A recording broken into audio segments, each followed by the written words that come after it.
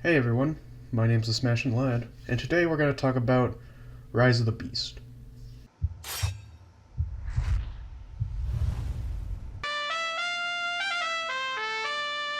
So I've got some stuff, I guess, some some sporadic thoughts about this movie.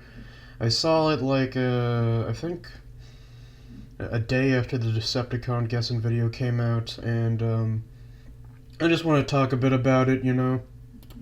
Just my random thoughts, ramblings, and whatnot. But I'd have divided up some of the talking points. So I've got plot, just general, what I think the plot, characters, which will be pretty. It's going to be pretty in depth. There's a lot of characters. Action, set pieces, whatnot. How cool it was. Humor, which there's some stuff. Probably a more shorter section, and then references, like just overall Transformer vibes and other stuff that I thought were cool to be in this film. I guess I'll do my quick non-spoiler thoughts. I thought the movie was all right. I enjoyed it, but it could have been better. You know, that's a lot. I mean, that's a lot of people's thoughts. I think some people probably don't like it that much. Some people might like it a little too much, which I ain't here to step on anyone's dreams or goals and whatnot. Let's talk. I want to talk a little bit about what this movie was, because I've got a few Transformers videos under my belt. People probably expect me to talk about this, and I don't expect this one to get very many views wise. The old algorithm probably won't favor it that much, especially since it's been like 4 weeks since the movie came out. But I think might as well just shoot off my random thoughts about it. And yeah, so let's talk about the plot. I guess the plot of the movie is oh yeah, this is gonna be spoilers. This is where spoilers start. The main plot of the movie is it's very it's very Transformers plot of the movie, and which isn't usually a bad thing, I guess. But I think after seeing how The Last Night, Age of Extinction, the later Bay movies, where that plot of get important thing to the Transformers race to save the world, kind of. Bumblebee's somewhat of an exception, even though I think Bumblebee was kind of like the MacGuffin in his own movie, honestly. I mean, it was good though. But in terms of Rise of the Beast plot of it's all right. I think having it set in the late '90s, or not the late, like sometime earlyish '90s, mid '90s. Having it set there was an all right set piece. There wasn't too much. I mean, there wasn't a whole lot of stuff that made it feel like it was the late or the early '90s. I don't know. I mean, New York was a big set piece. I never been to New York, so I don't know how it was around in the late or the early '90s. I keep saying the late. I think the only thing that I saw that really differentiated New York in the movie was the Twin Towers being there. Really, I don't know much about New York culture in the '90s. Yeah, but I mean, before all that, we have that really nice space scene of the Maximals getting off of their home world, which is really neat. That was a cool little. It parallels Bumblebee very well with the Autobots having to get off their home world and then come to Earth. Yeah, it's got its own little its MacGuffin thing. The transwarp key is it's fine. I mean, it doesn't really. That doesn't really. I think that it was made up for this movie. It's Transformers-y enough, a key. That's in a lot of Transformers media, and it's got your standard I guess plot beats. Really, there's there's a battle or so here and there. There's a chase. There's a bad guy who wants to get his hands on the MacGuffin. Yeah, it's a fine plot, I guess. Nothing that I really was expecting, to be honest, but I guess I wasn't expecting the Maximals to make friends with humans in the movie, which I thought was a bit interesting. I don't know why, and it's nice that they the Maximals give credit for the humans making their own like stuff and whatnot. It's not like a complete Transformers influenced everything type of thing. Which even Bumblebee has that stuff in there with the Decepticons and the internet and stuff. But yeah, I wasn't expecting that. I thought it was pretty neat. It kind of ties into this arc that they're trying to do with Optimus, and yeah, it was all right. All right, let's talk about characters and stuff. And there's a lot of characters in this film. I guess we'll go humans, because humans I don't have too many thoughts on. I think I can just get my thoughts of them all out of the way pretty fast.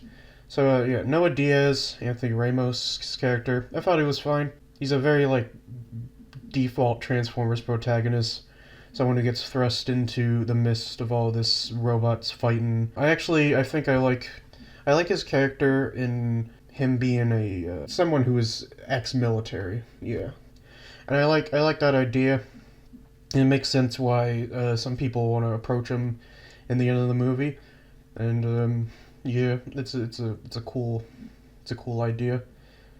Elena Wallace, her character, I don't know. I feel like she could have done more.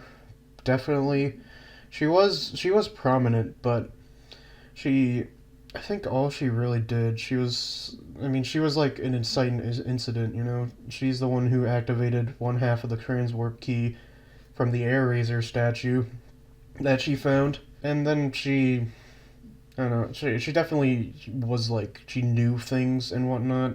She knew about the symbols on the key and how to get there to like Peru. And she was useful in the final battle where they needed her to like put in the code to deactivate the transwarp key.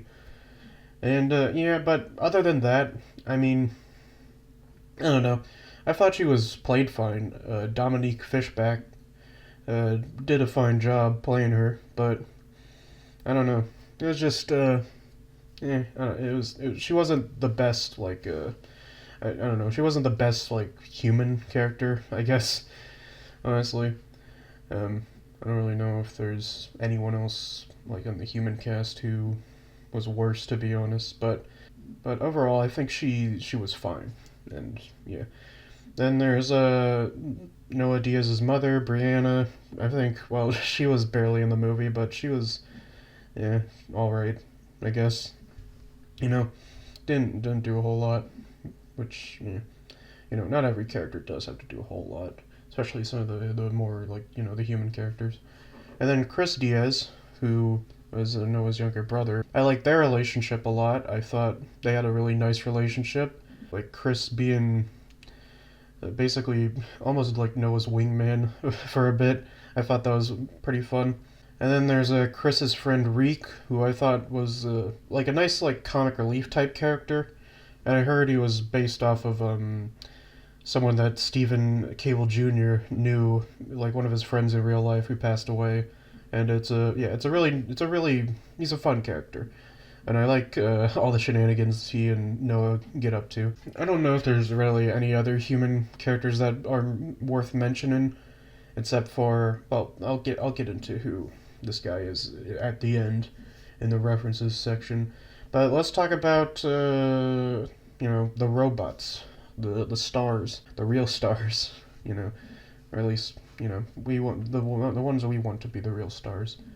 Optimus Prime in this was alright. I think, there wasn't too much place to go with Bumblebee with his character. I think he was just, he just popped up a couple of times. But in this, they try to give him some sort of arc where he's very distrustful of the humans at first. It's not really too... I don't know. Something about it feels off, but I don't know. I guess maybe I don't know. If I were to guess, maybe it was carrying off traits from the Bayverse, where Optimus Prime was less tolerant of humans, at least in the later movies. But I mean, even in that first movie, I feel like he was more tolerant of humanity. The parents are very irritating. Yeah. Can I take them out? Ironhide, you know we don't harm humans. What is with you? Well, I'm just saying we could. It's an option. Why are we fighting to save the humans? They're a primitive, violent race. Were we so different? I don't know. It could have been something like that, but I don't know. He does come off a little bit harsh towards humans in this movie. Not something you want Prime to be. Usually, freedom is the right of all sentient beings and whatnot. But yeah, I don't know. Peter Cullen, always good though to hear. Yeah. Someone who I wasn't expecting to be like so good was Mirage. Pete Davidson as Mirage was really funny. Like, he was actually really like a really nice character to be around. He was always like, he's like a wisecracker. Doesn't even know if he wants to be in this Autobot place, but he's just there, I guess, for the ride, which is interesting. I like how he can change basically into anything, really. He really does like change into a lot of different stuff. I mean, there's obviously the scene in the trailer where he can flip his whole like vehicle mode around, the whole Porsche around, and there's another scene where he can change into like a Lamborghini, and then he changes into an F1 like Formula One car, which is a really cool reference, and then he also changes into a garbage truck, which it's kind of weird. I don't know if he does this all with like holograms. I read somewhere that the dumper portion of the garbage truck mode was supposed to be a hologram, and they were supposed to emphasize that more if it wasn't cut down to high heavens, I guess. But yeah, I thought Mirage was a good character in this. He has a nice like sacrifice moment at the end, and yeah, honestly, I think it would have been like a more impactful sacrifice if he did stay dead. I think, because there's some problems with characters in staying dead in this movie that I think really shows. Which other than the bad guys, though, I think they die a little too easily, to be honest. But I'll get into that. Yeah, Mirage, good character. I wasn't expecting the world from Pete Davidson, but he gave a good performance that was kind of funny. And I heard it was described as like Jim Carrey's The Mask mixed with some other like, I don't know, Looney Tunes stuff. And yeah, it was radiating kind of that energy. Now, speak of the characters that can't die, Bumblebee. Bumblebee was fine, I guess. He's still just, the guy, the character. He's just the one of them, I guess. Though he gets a backseat in this movie, which is a nice change of pace, I think a lot of us, people who are tired of the Bayverse and all the other incarnations are a bit tired of Bumblebee. And I get it, It's nice that they let other characters shine a bit more. And I think Bumblebee, yeah, he was fine in this film. I like his design. I think it's like a really good hybrid of the Bumblebee movie Bumblebee and the Camaro Bee that we get in the Michael Bay movies. I think it's a solid design. I have the Studio Series figure of it somewhere. Not with me right now, but yeah, it's a good design. Bumblebee, he's Bumblebee. It's fair. He's fine. RC, I think was definitely in this movie. You know, Nothing against Liza Koshy, actually. I thought she was actually fine as RC. I know she does, she's been doing voice acting stuff, and that's, it's cool. But as RC, she was fine. I know that her and Wheeljack were supposed to have some sort of relationship, which got cut out. And, yeah, I don't know how that would have gone, because other than that, she's just, I don't know, she's just like Bumblebee. She's more of a background character, at least she talks, which is, something. Wish Bumblebee, wish he could talk again. But yeah, I guess if they're following Bumblebee, that's fair. Yeah, RC was fine.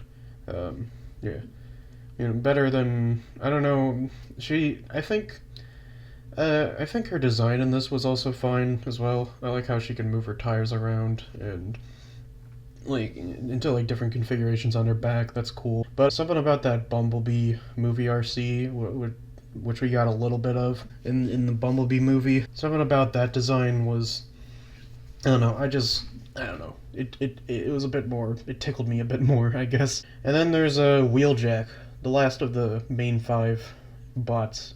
Or at least in like, usually there's always like a main five bots in these movies. And Wheeljack, yeah. I feel Wheeljack was just, he wasn't even really in the movie that much, so he was just kind of there. He has a fun interaction with Noah, which I'm sure many of you know. They're talking about like ethnicity stuff, like where do you get that accent? I thought that was a fun conversation. But other than that, I think Wheeljack was kind of I don't know, kind of wasted in this movie, to be TBH. I know a lot of people don't like his design, and that's fair, but he wasn't really. I feel like it could have been someone. It could have been a different character, maybe. I don't know. Like not only just like not the design, but I feel like Wheeljack could have been just like any character, and it would work just as well because that's kind of how much Wheeljack impacts this movie. He doesn't really do anything science related. He doesn't create anything, which is kind of confusing. Even like Bayverse Wheeljack created those boom sticks and whatnot, and the grappling hook guns. And it's weird to see, Wheeljack, who's an inventor, he was redesigned from his Bumblebee movie design, which I thought was peak, into this even more like stereotypical nerd design. But he doesn't do anything like, he does nerdy stuff. He talks about caterpillars and butterflies when he's first introduced, but like, I was expecting something more, I guess. Yeah, I don't know. Okay, let's who else we got? Stratosphere was fine.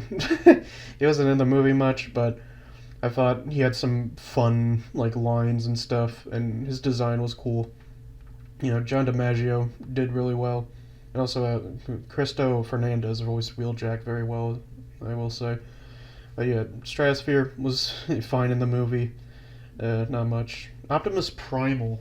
Honestly, I think I liked his character a bit more than a lot of the other characters, to be honest. I feel his character it was like what I feel Optimus should have been more. I feel like he should have been more kind, trusting a little bit. Optimus Primal was pretty trustworthy because, he made friends with all those villagers and whatnot. I think he was more of the better leader, to be honest, of this whole like group, at least the good guy group. I also like Optimus Primal's design, and I thought Ron Perlman did really good as Primal. I don't know, I don't remember at all what he sounded like. I think he was fine in Power of the Primes, but he was fine. He was better here. Air Razor was, I think she was probably the best Maximal in this movie, to be honest. She's definitely the one who got the most screen time, and due to that, she was like the one you care the most about. Yeah, she doesn't transform in this into a robot mode, which is strange. I guess, she doesn't get like the maximize moment, which, I don't know, I guess it would be hard to fit a maximize moment, maybe if, I don't know, maybe if she was like, I don't know. I don't know. I'm trying to fit something in that that would work, but yeah, it's just strange not to see what she'd look like in robot mode. She had this like fun little relationship with Elena, which was cool because she found the Air Razor totem, and I thought it was a little like a cute little relationship that they had, and the relationship that she has with Optimus Primal, and like the really sad scene where she gets corrupted by Scourge. Her Scourge's like essence, where Optimus Primal had to like basically had to put her out of her misery. I thought Probably the saddest scene in this movie, to be honest, because you don't get too much. Like, there's some sad-ish moments, I guess, but this is like the one good guy death, or one of the one good guy deaths that stays permanent, I guess. And yeah, it's a sad scene because like Bumblebee getting stabbed, it's whatever. Mirage's sacrifice was sad too, but that post-credit scene kind of dampens the blow a bit. Airazor's death was the sad scene, the sad scene in the movie. Michelle Yeoh was good as Airazor. The other Maximals though, like Cheetor was like, I don't know, Cheetor and Rhinox, they're like background extras, but unlike RC and Wheeljack, RC and, well, not Bumblebee, but RC, Wheeljack, Bumblebee, I guess, Bumblebee, he still does the radio talk. The Autobot background characters, they at least get like lines and whatnot. And Cheetor gets a few lines by Tongea Krisa. I don't know if I pronounced that right. I don't know. Correct me if I'm wrong. He gets a few lines, but nothing really substantial, really. And then Rhinox got no lines, really, I think. I don't know. I might have missed something. David Sobolov. Oh, jeez. He voices a lot of characters in this, so I don't know. He could have said something. I just didn't really catch it. Like design wise, Rhinox and Cheetor were kind of cool, and their robot modes were cool as well. The last Maximal, Ape Link, which was a bit of a surprise, I think. I mean, I don't really know Ape Link, but it's kind of a deep cut to see someone like Ape Link in, and yeah, I thought he was like him being the Maximal leader before Primal. I thought he actually had some good like scenes. The scene where he's going to fight Scourge, I thought that was a pretty good scene, and he did like less than Rhinox and Cheetor though, but I think he stood out more as a character because of being in the open and seen, and then his sacrifice. Well, Rhinox and Cheetor didn't really do much, I guess. If you gave at least a memorable moment, at least somewhat as memorable as Ape Link's moment in the movie to Rhinox and Cheetor each, I think they would have stood out a bit better. But yeah, overall, I don't know. Now, Terracons. So, the Terracons in this, I mean, there's only, I feel like most of the good Terracon moments only went to Scourge. Like Scourge's opening in the beginning of the movie was like perfect. Him coming out of the shadows, you only see like the glow of his eyes and chest coming out of the forest on the Maximal's planet. That was a great opening scene.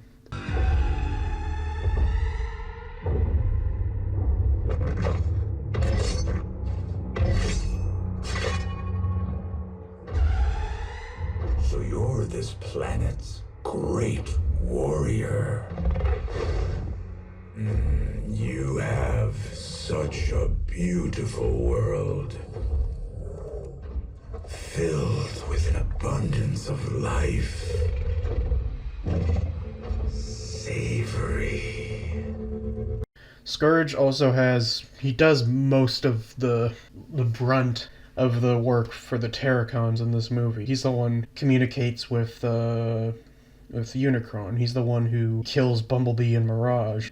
Or at least, temporarily deactivates them, whatever. Yeah.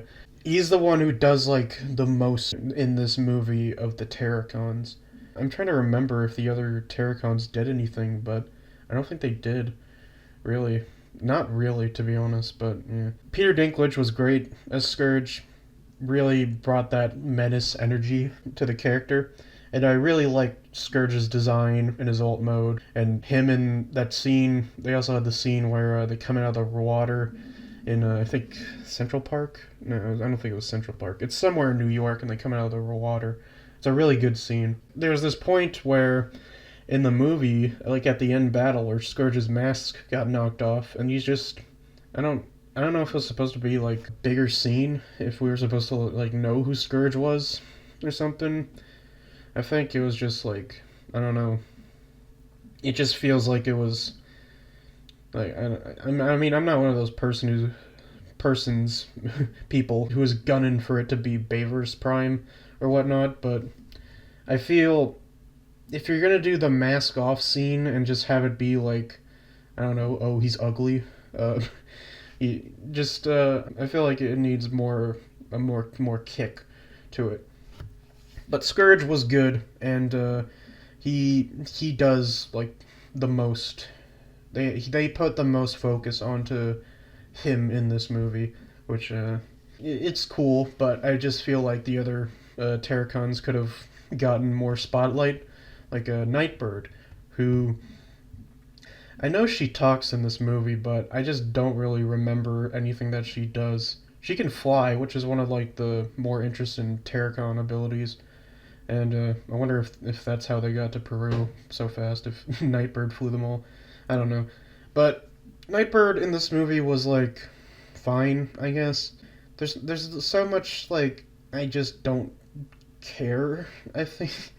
Like her the action scenes he was in was good. Her flying added like something different to the whole mix, all these like ground vehicles and whatnot. I mean she's a ground vehicle, but she can fly in robot mode, which is cool. It was just a little disappointing, I guess. I feel like Nightbird could have been. She could have had some better, like, camaraderie. I feel like the Terracons should have had this, like, relationship where Scourge, like, the leader, Nightbird, and Battletrap kind of just. I don't know, they probably wouldn't get along, maybe.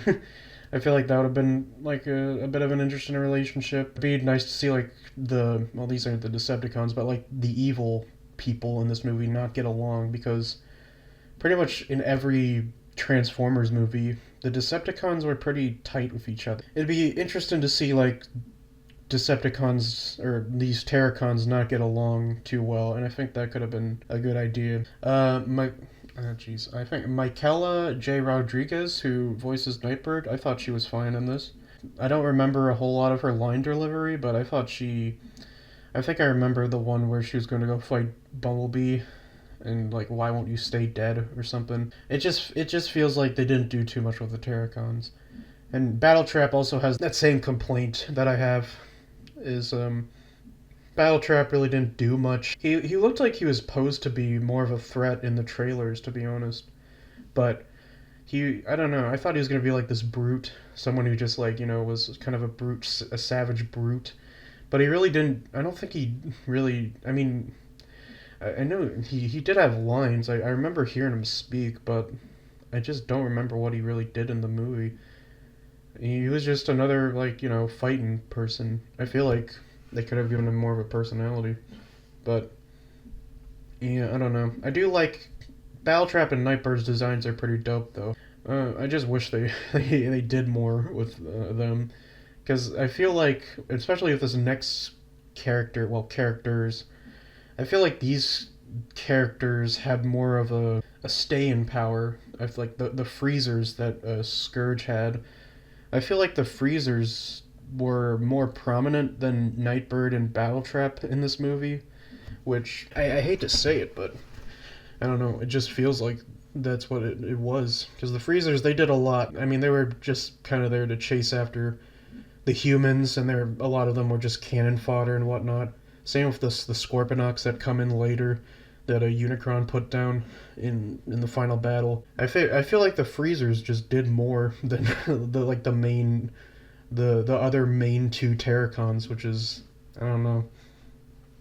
It's just weird. I know so much of this movie was cut, like I think half of it. I think it was like 4 hours that they filmed, but it was cut down a lot. There's so much stuff like that because we don't even see the Terracons choose their alt modes. They just have them all of a sudden.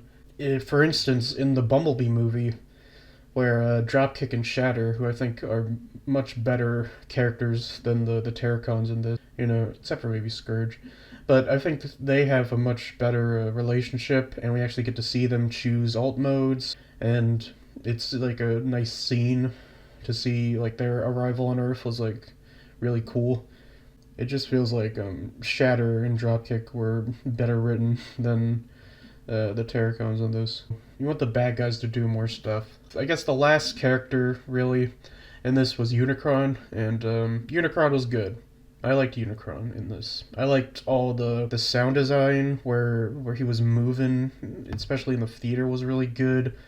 His conversations that he had with Scourge were really cool. It was fun to see him like in the Scourge, to see him inside of his own head, like in that one G1 episode. That was good.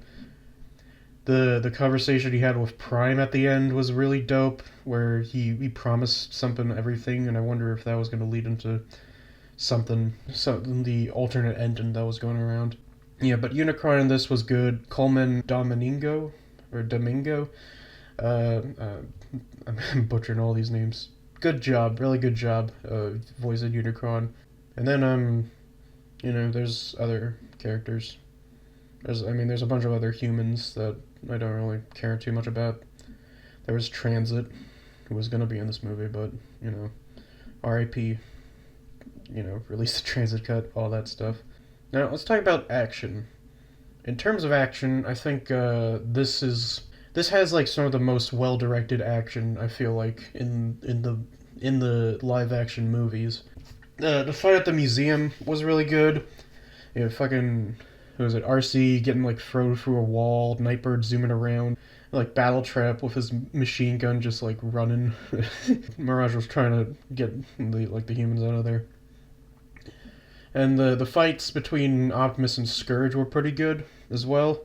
Yeah, the one at the museum, the one on the cliffside of Peru was solid, and then the final one was good too. There's a good chase scene in this movie. Well, there's two good ones. There's the one with Mirage and Noah at the beginning, where Noah gets captured by Mirage, basically. And yeah, it's a good chase scene with some like police officers. And then there's another good one in Peru where the Terracons are after the Autobots, and it's the one in the trailers. You see it all in the trailers. And it's the one where RC is like inside of Wheeljack and is firing at Nightbird and Battletrap uses his like ropes to hook onto Nightbird and swing around and shoot missiles back. That's a good scene. And it's the one where Optimus Prime has that really sick transformation where he does like the run and stop. I like that scene a lot. It's really good. And also everything that leads up to that chase scene is pretty cool. Like the humans going through Peru, and they had to find that stuff, the thing, all the like scenes. Also the Freezer was after them too. The Freezer scene where Freezer is like chasing Noah and Elena through the museum and through the cave underneath Peru. Those are good scenes. They got some nice tension in them, and have some like scares as well, which Transformers has like scares. It reminds me of that one scene from Revenge of the Fallen where Sam and Michaela are hiding from the Decepticons, and you just peer outside, and there's all of them outside, and then Starscream like jump scares them after they crush the little Insecticon, and I thought that was cool. It reminded me, the Freezers reminded me a lot of that. And also, like, the Frenzy, I guess, also Frenzy. They basically were mass-produced Michael Bay Frenzy. The final battle is also solid. It had some really good shots in it, most of which were in the trailer. But the whole, like, Autobots and Maximals rolling out scene was really good. And you see Primal and Rhinox and Cheetor. You see them all transform. They all do like a certain like move. That's a cool scene. There's the fight where Battletrap, he gets taken out like pretty early, and he gets beaten by Optimus Primal with his own wrecking ball, that's a savage one. And then there's the one take scene that was online that you saw that starts with it's like Optimus Prime biting the head off of a Scorponok. And then it moves the camera to RC on top of Rhinox, and then she does that flip and gets next to Wheeljack with the cannons, and yeah, that's a good scene. I do like that scene. I like one take action stuff like that. And the scene where Mirage goes to confront Scourge is pretty dope, using all of his clones to trick Scourge, and like I don't know, it's clever use of the clone, the illusion technology. And one thing that I actually really didn't surprise to like so much was Bumblebee's his reintroduction after being resurrected by that energon rock was cool. Just like watching that scene in the trailers, it was it's a cool scene. Bumblebee jumping out of a plane, it's dope. But like the LL Cool J song coming on as well, while he jumps out and he takes out a bunch of I think it was the Scorponok's raining down. It was a dope scene. It was probably my favorite scene with like music in it, I think. And then he really just like dispatches Nightbird really quickly. Yeah, just like rips off one of her wings and plunges it through her chest, which I guess it makes sense. And then you got like the final confrontation where Noah's got the Mirage armor, and he gets back up from Optimus Prime to go fight Scourge, and Scourge gets just like brutal death. That was cool. I enjoyed watching Optimus kill his enemy brutally again, I guess. And then I think what's the best scene in the movie is when it's such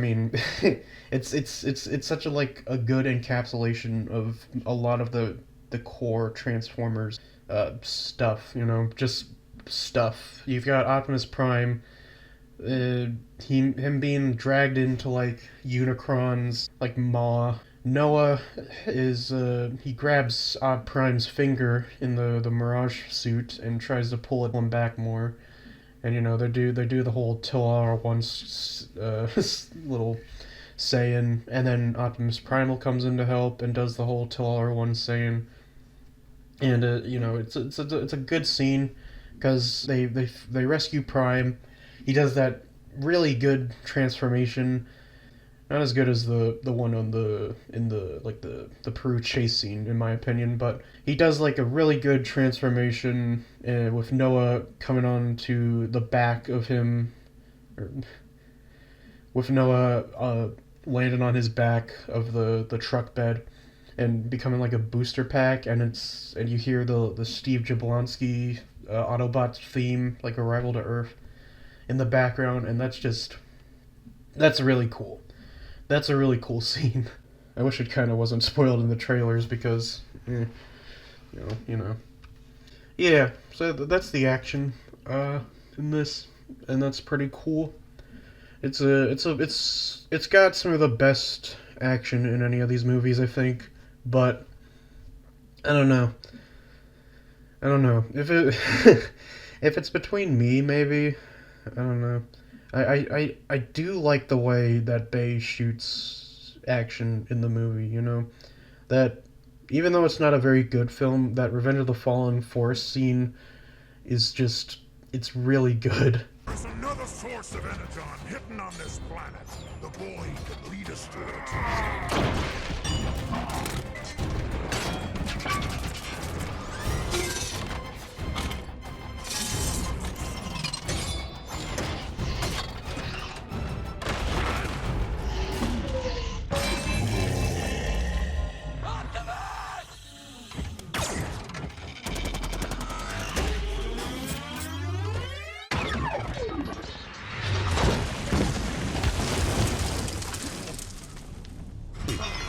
It's like a really well shot, well choreographed action scene, and there are definitely some in this that were really good, but I don't know, man. It might just be nostalgia. The forest scene of Revenge of the Fallen still rips. And then we got humor, I guess. Not too much to go off against. Most of it came from Mirage. There's some good jokes from Bumblebees on the radio as well. Mirage had a good line where Noah and Chris were talking. Noah was talking about Mirage, and because Mirage revealed himself. And then Noah mentioned to Chris how him and Mirage were just like work friends, and then Mirage said, like, work friends? You were inside of me. I thought that was a good joke. I love a good sexual innuendo. I mean, there's some other I don't really remember a whole lot of the jokes. I know a lot of came from Reek in this movie, and I thought, yeah, he was good. He had some like really good comedic time. I think this is like this is like leagues better than the jokes in the Bay movies, really, except for the tighter shirt bit. The tighter shirt bit is a classic. That's stupid. And then previously mentioned the Wheeljack Noah interaction was fun too. That was a good bit. And the last thing is I guess to talk about is references. All the stuff that I noticed. Um, well, there's like some Transformers stuff in this. The Till All Are One, Optimus Primal talking about humans that they're more than meets the eye, stuff like that. Wheeljack having, I guess I didn't really see this in the movie, but he had the little fins pop out of his head in the final battle. I didn't really see that, but yeah. There's obviously the F1 car Mirage. That was a nice little thing. It was nice to see that. And then the end, and like one of the end, I guess not the end credits, but there's the end scene with Agent Burke, Michael Kelly, who I know him. He's in a lot of stuff. Yeah, he's always like playing some government official in movies, whether it be in Jack Ryan or something. Yeah, it was interesting to see G.I. Joe in this, and I don't know where that's gonna take the rest of the franchise in the future. I feel I don't know, the G.I. Joe movies. They're not great. I think the only one I've seen is Retaliation, and I like that film, but I just don't feel. I don't know if the G.I. Joe would work in this universe, especially since we have characters like Unicron. I don't know all that they do in their stuff, but they're very like. I don't know if they're street level characters, but they're more grounded, I guess. At least more as grounded as a bunch of buff army dudes going against some guy with a silver face in like a snake themed society is. Yeah, I don't know. I feel it could be interesting to see, but I feel also I feel like that scene could have also been just Sector 7, which I know it was, I think, in some versions, and that's what I thought it was when I first saw the scene. I think the G.I. Joe was just more of a nice surprise, and I don't know if they're gonna do anything with it. There's some other, like, fun references in this, like Chris has his Game Boy, and he says he's gonna beat Bowser, or whatever. Something like that. Mirage calling up Miss Primal Donkey Kong was a good joke. The Sonic and Tails like code names was fun, and Mirage using Knuckles was that was a good one. Overall, I feel it could have been better. They could have actually put a Mario Bros. Game on the Game Boy that would actually be out in 1994. Like Mario Land that didn't have Bowser. That had fucking Tatanga, I think. That was his name, right? Yeah, Tatanga. And fucking Daisy.